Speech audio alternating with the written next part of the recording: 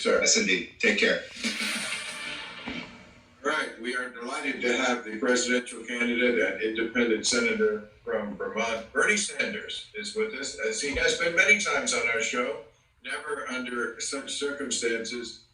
Bernie, you are a guy who has seen a lot of things. Where do you place this crisis in American history? Never in my lifetime, Bill. What we're looking at now is absolutely unprecedented. We're looking at a pandemic, the likes of which we have not seen in 100 years. We're looking at an economic collapse that may end up being worse than the Great Depression, with 30, 40 million people becoming unemployed in the next number of months. So it's unprecedented in our lifetimes, that's for sure. And what would you do right now if you were the president? This is exactly what I would do. The main point is that we have to prevent a breakdown in the entire system. That's how dangerous it is right now. It is much easier to maintain the system than to fix it after it is broken. What does that mean? From an economic point of view, it means that we tell every worker in America, you will continue to get your paycheck. We know you're not working. We know you're at home. You know your business that you're working for is not functioning. But guess what? We're going to do what the UK is doing, what Denmark is doing, what Norway is doing, what France is doing. You will continue to receive 100% of your paycheck. Number two, what we have got to do is guarantee that all people in America during the crisis get the health care they need without out-of-pocket expense. It is pretty crazy to say to people, as the last stimulus package did, that you can get your coronavirus test, government pays for that, but if you're sick and go to the hospital, you have to pay for that out of your own pocket. Number three, what we have to do is protect our healthcare system right now.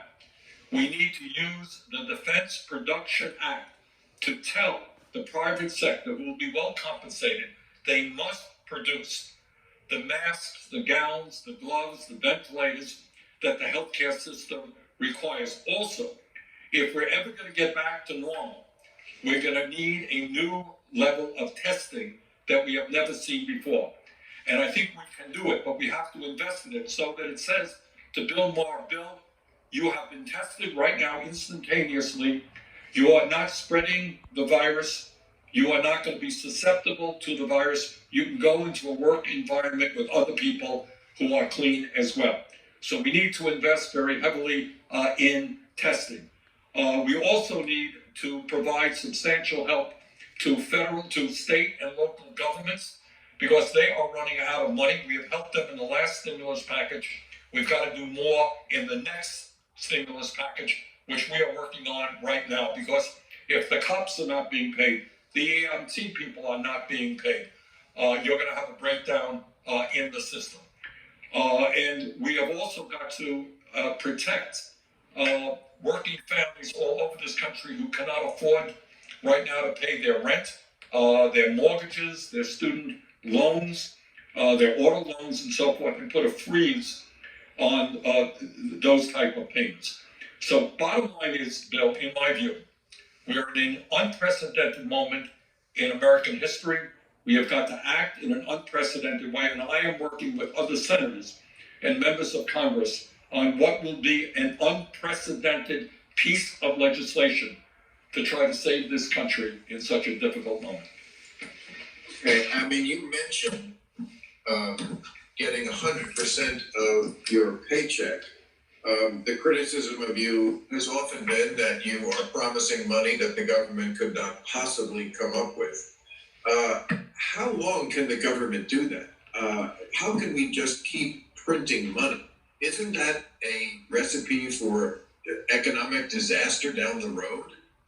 Well, I think, Bill, by not preventing a crisis, you end up saving money and easing a whole lot of pain in this country. I don't think you have an alternative. We are looking at some 30 or 40 million people over a period of months, over a period maybe of 3-4 months, losing their jobs. And if we do not protect those people, you're going to see a collapse of the economy, and it will take us more money to put it back together. And what I'm suggesting, by the way, is largely what is already going on in the UK, Germany, Norway, Denmark, and other countries. So it's not a kind of a new idea. And by the way, we put that provision into the recent stimulus bill for 2 million workers in the airline industry. While the airline industry is virtually shut down, those workers will continue to get 100% of their paycheck and their health care, which is what we should be doing. So, Bill, I'm not suggesting to you that this is not an expensive proposition. I am suggesting to you that the alternative is worse. I find one of the most galling parts of this is that the president is favoring certain states over the others. Governors who are nice to him, as he calls it, get a lot of attention and all the equipment they want. To me, this is even more of an impeachable offense than what he did with Ukraine or Russia.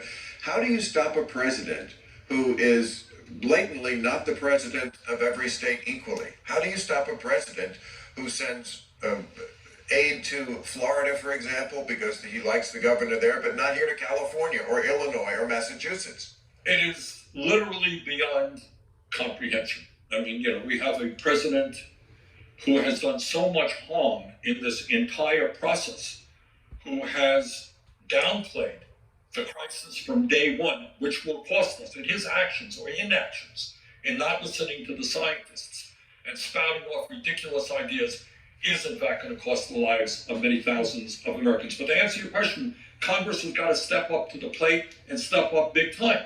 And I will tell you what else concerns me. The worst part of this $2 trillion stimulus package that was passed last week, and I voted for it, but the worst part of it was $500 billion going to the president to allocate to corporate America, with nowhere near the kind of strings attached and accountability that should have been required. Now he is saying, hey, I don't really care about accountability at all. I'll do what I want.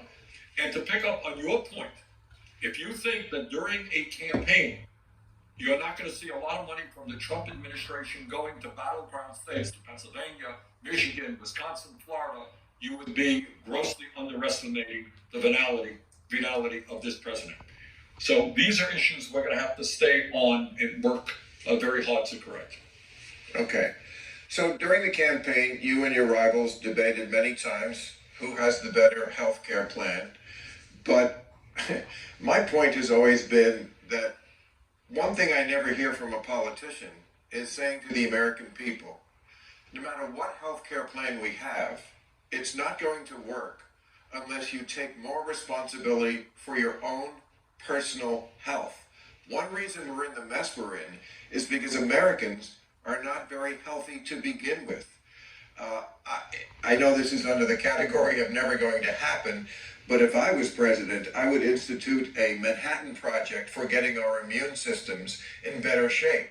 And part of that is suggesting very strongly that people eat better food and less of it. Would you agree? Absolutely. I mean, this is exactly what the federal government should be doing, what the Surgeon General should be doing. Look, in the long run, I mean, as you know, we have seen a decline in life expectancy, I think, for 3 out of the last 4 years. Major crises with diabetes, with obesity, with opioid addiction, with alcoholism, with suicide. I mean, we have many, many problems. And one of the areas that concerns me very much is you have the food industry selling absolute garbage to kids with all kinds of sugar and everything else in it. So what we need is a government to work hard in terms of disease prevention. It's not just food. It is exercise. It is doing a lot better in terms of mental health than we do right now. So disease prevention is obviously the way to create a happier, more fulfilled society, and also to save a hell of a lot of money if we don't have to deal with diabetes and obesity and heart disease and all of the illnesses caused by poor diets and other things. Well, I'm glad to hear you say that. All right, last question. It's a question I've asked other candidates before. I don't seem to ever get a satisfactory answer, but I'm hopeful for you. And that is this. I've been saying for a number of years that if Trump loses the election, he's not going to leave. Now I notice a lot of people are talking about this very issue. If you are elected president and Trump gets out there and says, well, there were irregularities and it was rigged and it was this and it was that, and I'm not going anywhere until we find out what's going on, what do you do? Well, you mobilize the American people in a way that they have never been mobilized before, to essentially remind this president that whether he likes it or not, we live in a democracy, and that the majority of the American people, through the electoral process, will determine who the next president is. So, what you're describing is a nightmarish scenario with regard to democracy in America. Do I think you're crazy and off the wall? I suspect not. But I think we have to make it clear from now on, throughout the campaign and the day after he loses, that if he loses this election, he will be out of office and replaced by the new president. Well, I am crazy and off the wall, but I'm always happy when you join us on our show, even if it's remotely. Stay healthy out there, Senator. Good luck with the campaign, and I hope to see you in person someday soon. Okay, you take care as well. Thank you, Bernie.